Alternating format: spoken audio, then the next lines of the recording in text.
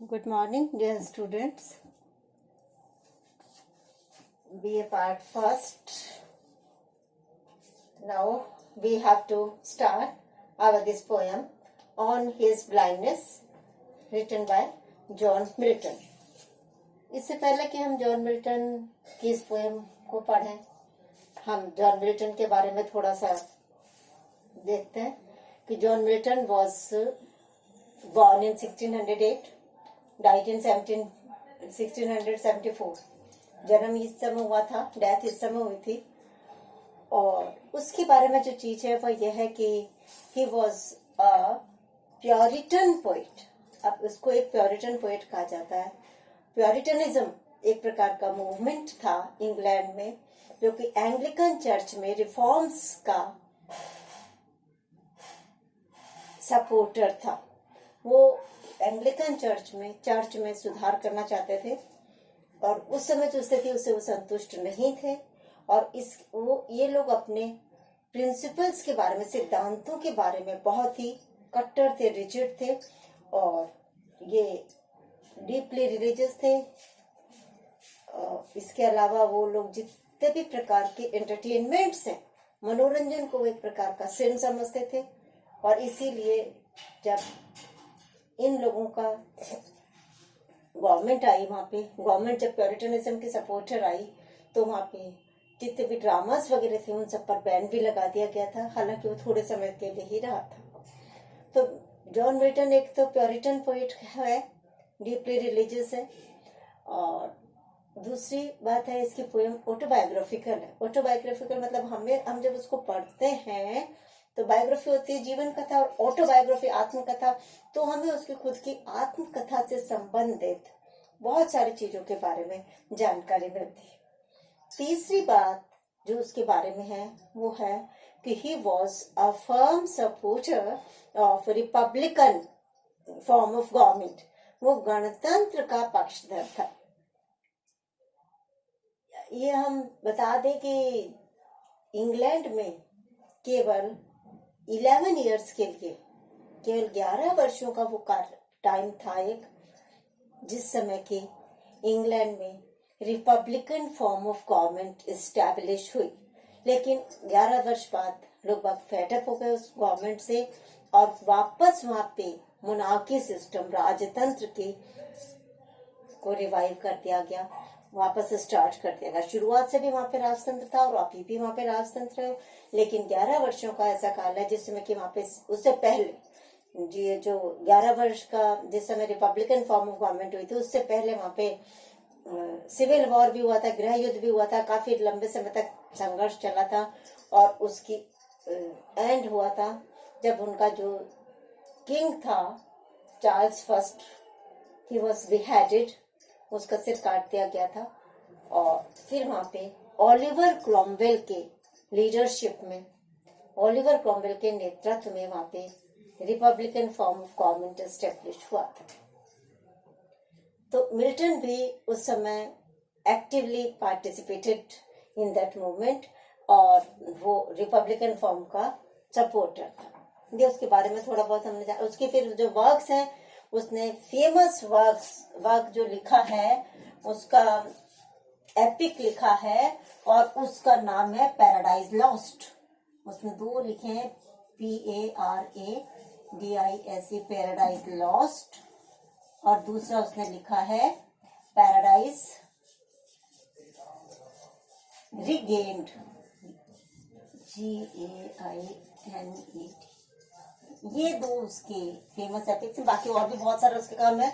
उसने लिसिडस लिखा है, बहुत सारे सोनेट्स लिखे हैं और भी कई वो लिखी हैं, पोएम्स लिखे हैं. पैराडाइज लॉस्ट इसमें पैराडाइज होता है जबकि हेवन, और लॉस्ट मतलब इसमें पूरे उसने बाइबल की जो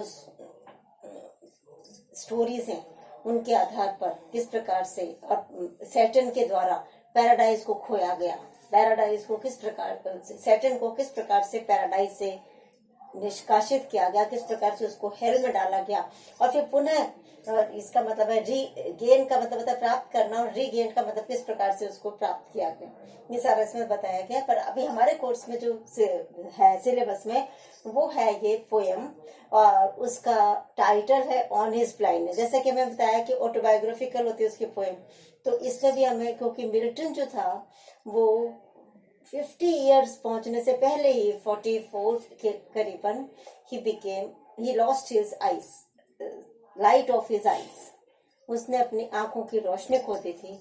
उस बारे में उसके मन में क्या विचार हुए ये बताया गया। और फिर नेक्स्ट बात जो है इस पोएम के बारे में कि इट इज अ सोनेट। हम स्पेंसर का सोनेट कर चुके हैं कि किस प्रकार, और ये भी बताया था कि किस प्रकार से सोनेट की स्टार्टिंग इटली में हुई थी, और सबसे पहले पेट्रार्क वाज इट्स ओरिजिनेटर। और पेट्रार्क के जो सोनेट थे वो डिफरेंट मोड पर थे, डिफरेंट स्टाइल के थे, लेकिन इंग्लैंड में शेक्सपियर ने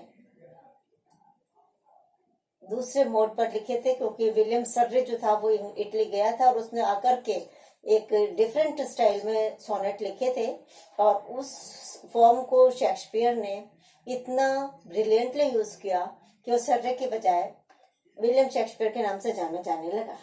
उसके बाद स्पेंसर ने जो सोनेट लिखे वो शेक्सपियर के ही स्टाइल पर थे, लेकिन उसमें थोड़ा सा सिलेबस राइम स्कीम में चेंजेस थे। मिल्टन ने इटालियन सोनेट को या पेट्रार्कन सोनेट को रिवाइव कराया है। पेट्रार्कन सोनेट क्या होते हैं कि उनका थोड़ा डिफरेंट स्ट्रक्चर होता है। जिस प्रकार से हमने शेक्सपियर का सोनेट देखा था, अगर शेक्सपियर के जो सोनेट हैं उसकी राइम स्कीम होती है A B C D E F G. उसके बाद जो स्पेंसर की थी उसमें हमने देखा था कि ए बी तो सेम था, लेकिन दूसरा जो था वो बी सी कर दिया था उसने, बी सी, और तीसरा जो था फिर उसने सी डी कर दिया था, और ई कर दिया। लेकिन ये जो इसका सोनेट है पेट्रार्क का या मिल्टन का, इनका एक डिफरेंट होता है, और इसमें क्या होता है कि जो फर्स्ट 8 लाइन्स होती हैं वो कहलाता है ऑक्टेव, और इसमें क्या 4 लाइन्स के क्वार्टरेन होते हैं, और जो 9 से लेकर के 14 लाइन तक का होता है 6 लाइन का होता है वो, और इसको ये कहलाता है सेस्टेट, और इनकी अलग राइम स्कीम होती है।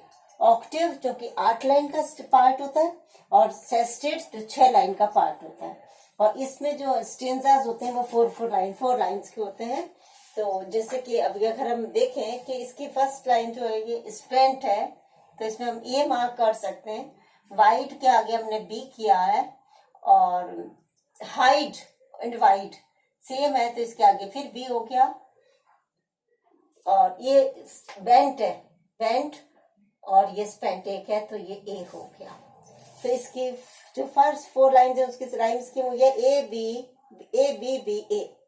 नेक्स्ट वापस प्रेजेंट आ गया है, तो फिर ये वही ए आ गया, फिर ये child and height and white सब एक जैसे हैं तो बी आ गया, डिनाइड में भी बी आ गया, और प्रिवेंट में वापस ए आ गया। और इस प्रकार से ये ऑक्टेव का राइम स्कीम जो है वो सब ए बी बी ए।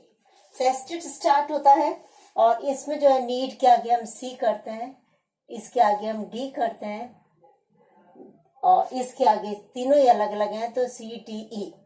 फिर हम देखते हैं कि सी स्पीड और नीड एक से आ रहा है तो ये, बेस्ट एंड रेस्ट एक से आ रहा है तो ये डी, और स्टेट एंड वेट एक से आ रहा है तो ई। तो इसकी सेस्टेट की राइम स्कीम हुई C D E rhyme scheme है।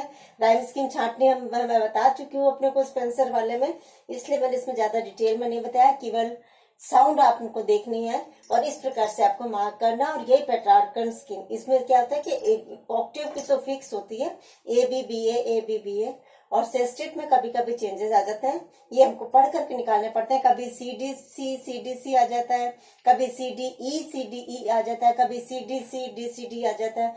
तो इस प्रकार से सेस्टेट में थोड़ा सा फर्क होता है। नेक्स्ट वीडियो में we will start our sonnet on his blindness.